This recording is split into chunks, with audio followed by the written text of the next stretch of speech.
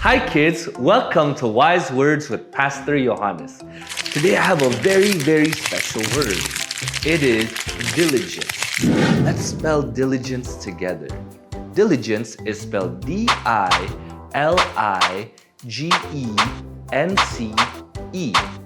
Diligence. Now, what does diligence mean? It means to work hard at something and being careful in what we do. So let's have a thorough and diligent learning experience today. I want to tell you a story about a man named Nehemiah. Nehemiah was a man who worked very diligently to rebuild the walls of Jerusalem. He had many challenges. He had many obstacles, but he worked diligently and the wall was finished.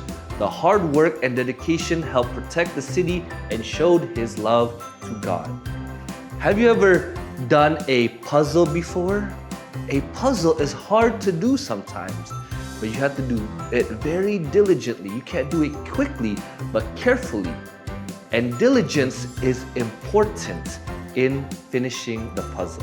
Remember to be diligent and to not give up. The Bible says that in Proverbs 13 verse 4, the soul of the sluggard craves and gets nothing, while the soul of the diligent is richly supplied. Diligence helps us achieve our goals and it honors God. So remember, be diligent, work hard, and honor God in what you do. Jesus loves you very much. Bye!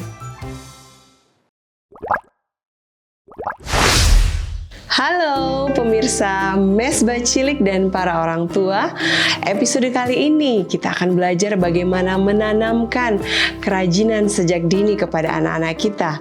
Sebagai orang Kristen, sebagai orang tua Kristen, kita memiliki tanggung jawab yang besar untuk menanamkan nilai-nilai yang penting dalam kehidupan anak-anak kita. Salah satu nilai yang penting yang seringkali kita sudah mulai abaikan adalah menanamkan kerajinan kepada anak-anak kita. Alkitab banyak kali mengajarkan, banyak kali menyebut tentang kerajinan, kerja keras dan ketekunan. Di dalam Amsal 10 ayat 4, tangan yang lamban membuat miskin, tetapi tangan orang rajin menjadikan kaya. Ini bukan hanya soal kekayaan materi, tetapi juga kekayaan karakter dan iman. Nah, kerajinan ini adalah sebuah kebiasaan yang dibentuk sejak dini. Anak-anak perlu diajarkan bahwa kerja keras itu merupakan suatu bentuk ibadah dan cara kita bersyukur kepada Tuhan kita. Sebagai orang tua, kita dipanggil untuk menjadi teladan dalam hal ini.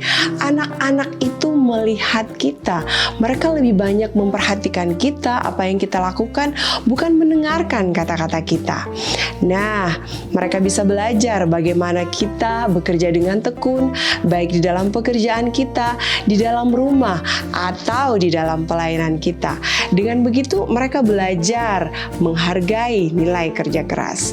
Nah, mengajarkan kerajinan itu kepada anak-anak bukan berarti kita mengajarkan mereka untuk melakukan pekerjaan yang berlebihan, tetapi membimbing anak-anak kita untuk mengajarkan tugas-tugas sederhana seperti merapikan tempat tidur mereka, mengerjakan PR, atau merapikan mainan-mainan mereka.